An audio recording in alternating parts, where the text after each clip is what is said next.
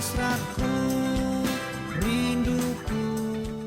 Terima kasih Bapa Surgawi, Engkau telah menyelamatkan kami, supaya kami sekarang hidup untuk menyembah dan memuliakan Engkau seumur hidup kami, dan bahkan selama-lamanya. Pada kesempatan ini, kami memohon pimpinan Roh Kudus-Mu untuk memahami bagaimana konsep penyembahan yang berkenan di hati. Dalam nama Tuhan Yesus kami berdoa. Amin.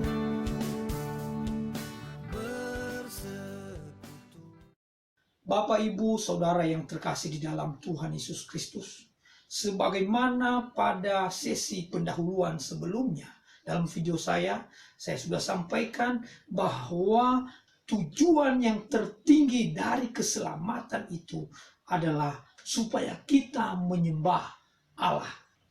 Oleh sebab itu, untuk menyembah Allah, kita harus memahami konsep yang alkitabiah, sehingga dengan demikian penyembahan kita sungguh-sungguh berkenan dan diterima oleh Allah.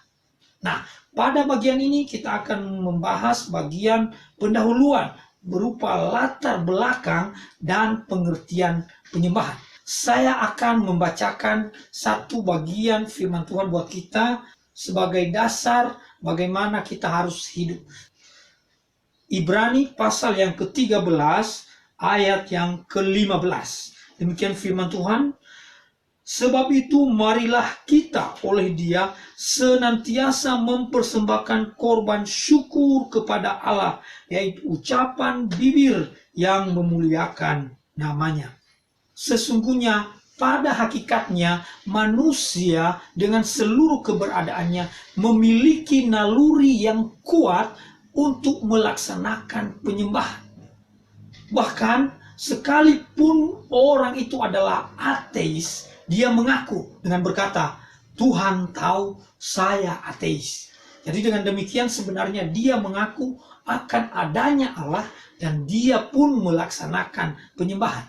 Maka terlebih-lebih di dalam kehidupan kekristenan kita sebagai orang-orang percaya yang sudah diselamatkan, tujuan tertinggi dari kehidupan kita adalah menyembah Allah. Maka di dalam sesi yang kedua ini, pertama-tama kita harus membahas secara tuntas konsep atau pengertian daripada penyembahan itu sendiri.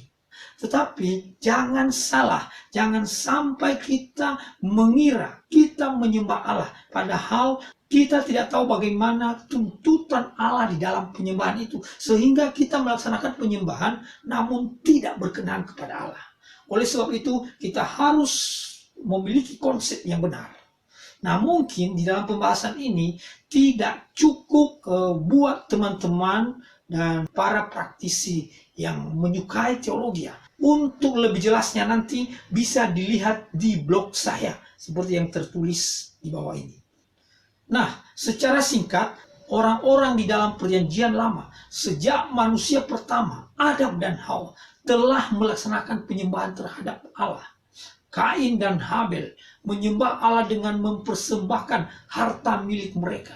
Demikian seterusnya sepanjang perjanjian lama.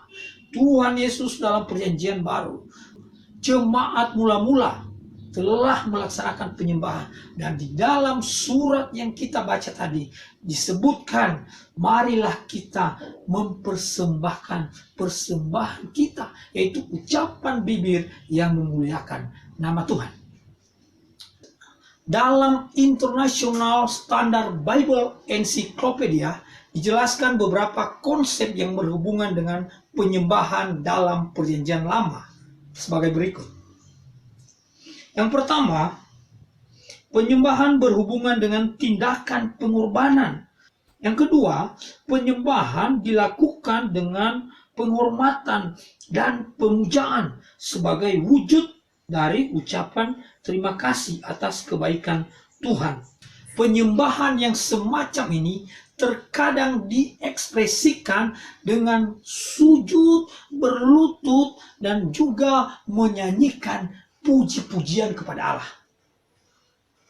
Yang ketiga, berhubungan dengan musik, ya. Jadi kita tahu di dalam perjanjian lama musik berkaitan erat dengan pemujaan. Maka sesungguhnya musik-musik terbaik itu selayaknya hanya dipertunjukkan untuk kemuliaan Allah.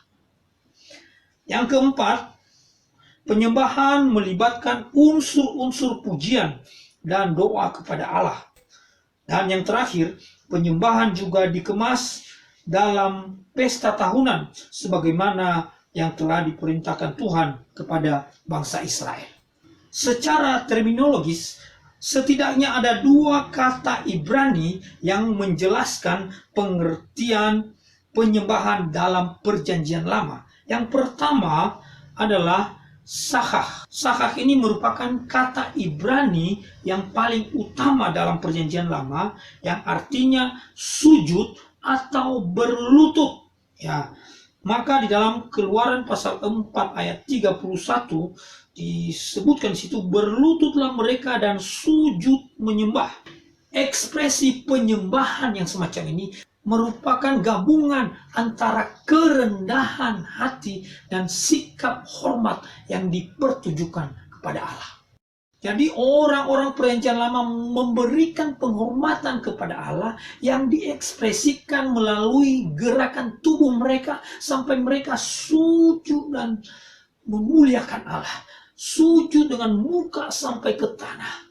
Pada intinya ini merupakan kerendahan hati untuk datang menghadap Allah yang dahsyat.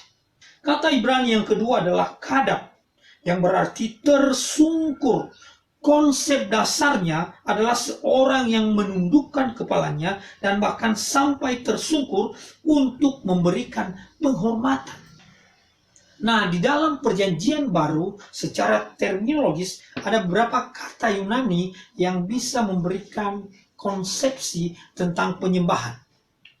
Yang pertama adalah kata proskuneo. Kata ini merupakan kata utama untuk penyembahan dalam perjanjian baru. Muncul 59 kali. Bahkan dalam Septuaginta muncul lebih dari 100 kali. Arti dasar kata proskuneo adalah mencium ke arah tangan seseorang sebagai bentuk penghormatan. Mencium kaki sebagaimana yang dilakukan anjing terhadap tuannya.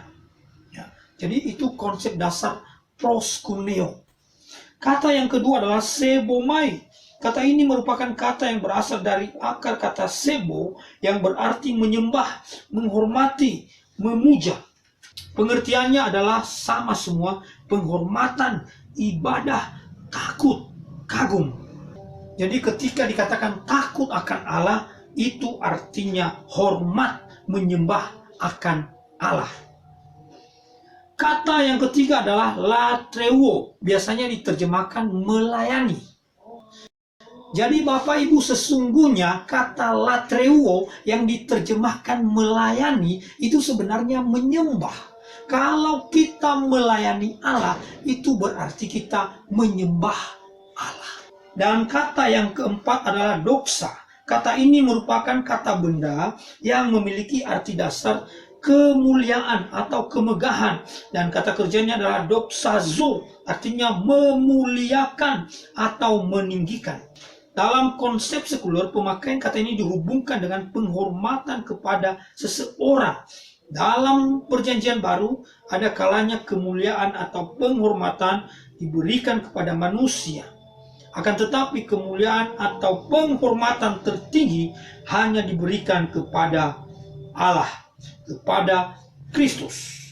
Dalam Septuaginta, kata doxazo yang diterjemahkan dari kata Ibrani kabat sering muncul dengan konsep bahwa segala kemuliaan hanyalah bagi Allah. Mengenai definisi penyembahan, tidak ada formulasi yang baku. John MacArthur menyebut penyembahan sebagai penghormatan dan pemujaan kepada Allah. Bapak Ibu, dari beberapa terminologi maupun definisi yang telah diungkap, saya memberikan konsepsi kepada kita tentang penyembahan yang alkitabiah. Yang pertama, penyembahan merupakan tanggapan dan luapan hati atas segala karya Allah dalam kehidupan kita. Yang kedua, penyembahan harus dilakukan seumur hidup. Sebab di dalam kata-kata Yunani, tense yang dipakai adalah present tense. Yang ketiga, penyembahan berkaitan erat dengan pengorbanan, baik pengorbanan harta, pengorbanan pikiran, tenaga, apa yang kita punya. Maka penyembahan itu juga identik dengan memberi sesuatu penyembahan kepada Allah. Yang pertama-tama hidup tubuh kita ini, ucapan bibir yang memuliakan Tuhan, dan semua yang kita miliki untuk memuliakan Allah. Dan yang terakhir, penyembahan menuntut ketaatan dan kesetiaan. Penyembahan bukan hanya dilakukan secara emosional, namun menundukkan hati di bawah kedahsyatan Allah. Sehingga dengan demikian kita terus-menerus memuliakan Allah dengan taat dan setia.